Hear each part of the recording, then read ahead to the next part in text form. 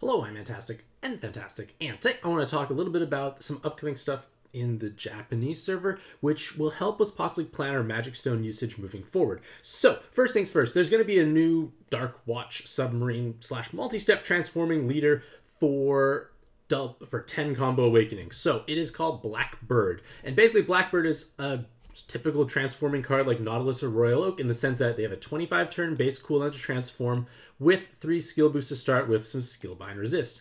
And then they'll transform, and then they have another 6 turns to fully transform, and then once they are fully transformed, they will function similarly to the other ones in the sense that their active skill gives you an attack buff based on the number of 10 combos awakenings on the team. The problem is you're not going to have zillions of 10 combos across a given team, unlike say like Woodrose or L's maybe, but like Woodrose or like 7 combos, like those are just going to have more numbers. So the attack multiplier buff will definitely be on the lower end in that aspect. And then you change fire to dark, water to heal. So obviously it's a wonderfully strong active skill, and then the leader skill itself needs to match 2 or more dark combos. So 6 total dark orbs in total, and doing so you have 91% damage reduction, which is the equivalent to 11.11 times effective HP. So that's the same as Daytona, but Nautilus and Royal Oak are both 16 times effective health, so obviously less durable in that sense there, but they have +6 combos and 5 million auto follow attack.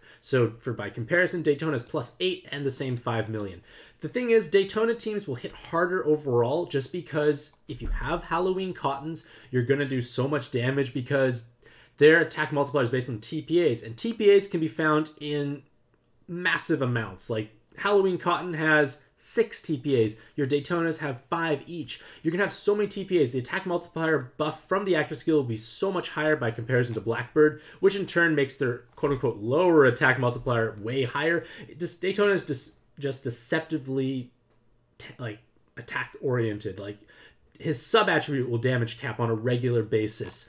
I don't think Blackbird's sub-attribute will cap on a regular basis, so the damage output is just going to be lower overall. And then again, Halloween Cotton's another card that can double cap on their main attribute and double cap on their sub-attribute. So damage is definitely going to be a bit more stretched just from like a one-to-one comparison with Daytona. But it's still an incredibly powerful leader skill when you think about it. All you need is 2 dark combos, and statistically speaking, you're very likely to have at least 6 dark orbs after using his orb changer. And you're probably going to run other orb changers alongside of it, so orbs will be obviously coming out on a regular basis. So I don't think orb troll should be that big of a deal. You don't get the TPA unmatchable aspect that Daytona does, so you have to actually run clerics who have unmatchable. But Gung Ho Belial is just an amazing dark cleric. Merrick also can work. Dark has strong clerics at their disposal, and you have Halloween Chakyo with their double 10 combos. You have quite a few other, like you can even use a budget like Anubis if you want double 10 combos. So there will be ways for you to have 10 combos on the team, and his damage output will definitely cap on his main attribute. Double 10 combo VDP is, in my opinion, one of the absolute best combinations for offensive awakenings in terms of space saving. It takes only 3 awakenings to have the ability to do huge amounts of damage and deal with void spawns.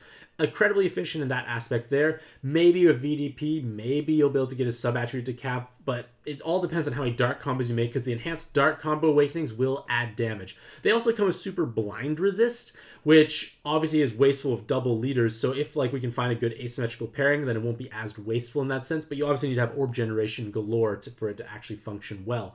So like, as a whole, like, I think Blackbird is strong, and obviously we're not going to get Blackbird for a couple of months, so then it comes to that question of, like, well, Player's Choice Godfest is coming up. Should I roll in Player's Choice or not? Well, Player's Choice is going to have probably the best rolling rates for Godfest exclusives compared to any other Godfest, including Blackbird's debut, so there's that. And at the same time, if you have Halloween Cottons, your Daytona team is going to be incredibly strong overall. Like, the no duplicate clause in the upcoming MD3 does make it worse for Daytona teams, because to a certain extent, Daytona teams are like, do you have 2, maybe 3 Halloween Cottons? You can go clear dungeons, that sort of idea. So Daytona has value in that sense. And again, Player's Choice Godfest would be just a better time to roll by comparison to their future debut.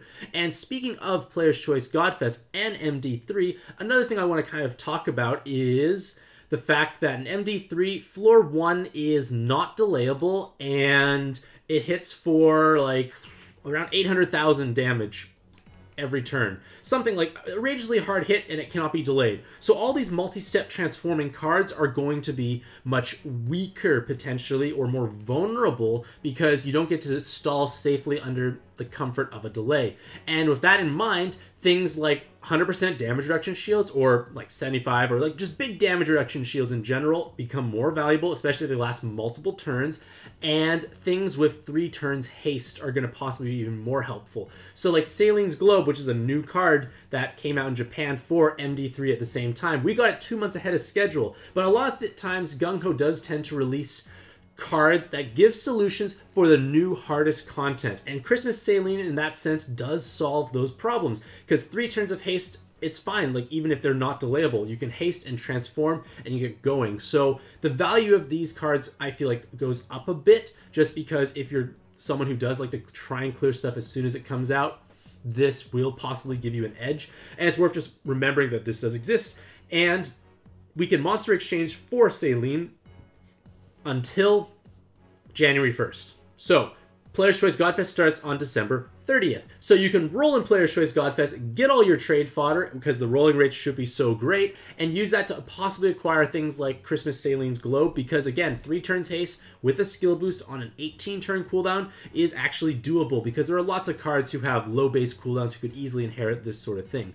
So, point of the matter is, maybe consider getting some multi or bigger turn haste cards in anticipation for MD3, because we won't have Christmas event running at the same time MD3 debuts, which JP did have. And then for myself, that's probably what I'm going to do. I plan to roll in Player's Choice Godfest. If I get lots of good trade fodder, maybe I would consider monster exchanging for this, just to like protect myself moving forward. And again, I don't have another card that does this type of thing, so it is unique in that sense. So with that being said, hopefully you'll have a truly fantastic day. Let me know if these types of videos are helpful, like talking a bit about like future stuff coming so we can possibly plan, or is it just like, do you like it when it just arrives? Because obviously things change in that interim. Regardless of all that, hopefully you'll have a truly fantastic day. I wish you the best luck in your own pet adventures, and happy puzzling.